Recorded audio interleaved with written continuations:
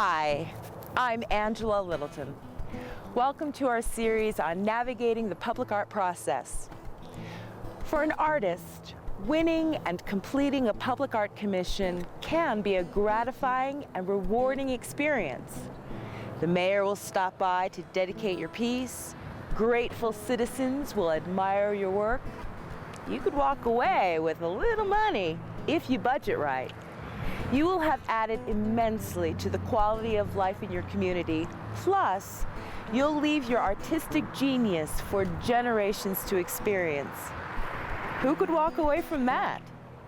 But public art is not for every artist. So on this episode, we'll help you search your soul to decide if public art is for you. Let's start with what you do.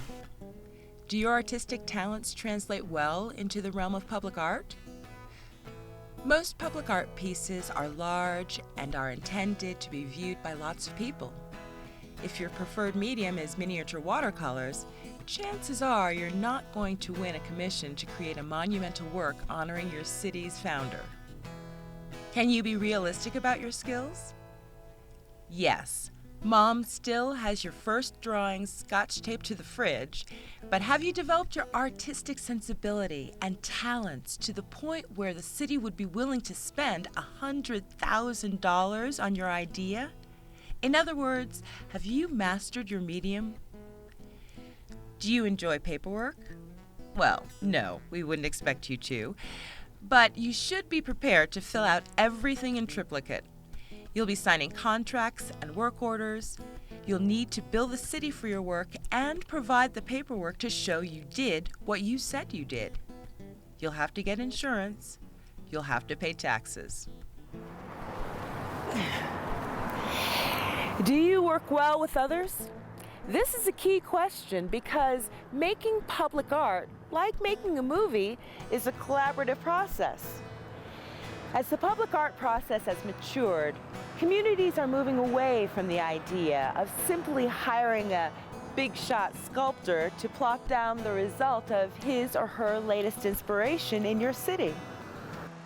While the original idea for a piece will come from you, it will be filtered, refined, and influenced by the tastes of arts board members, neighborhood representatives, and or a public agency whose expertise might be in sewer systems.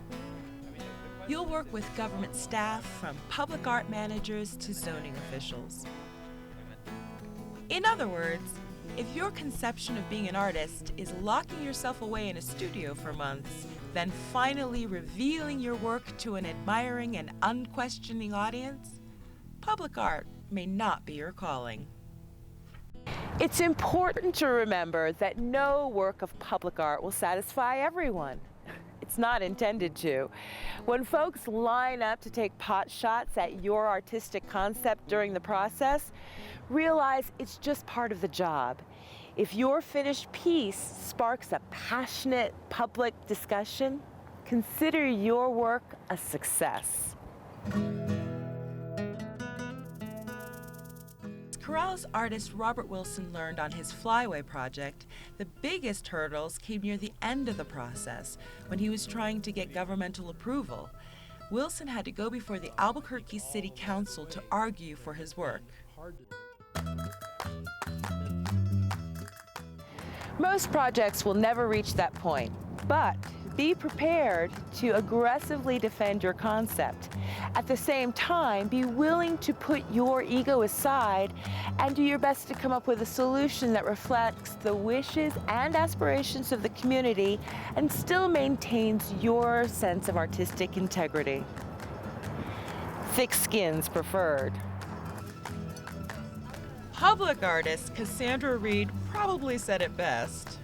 I think the most satisfying part of working in public art is feeling like I'm able to help a community make something that they value, that reflects them in a really profound way and that they feel ownership of. Essentially, what most public art programs look for is an artist willing to work with a particular site, a particular community, a particular agency, and bring their talents to bear, creating a work of art that ties them all together. Still with me?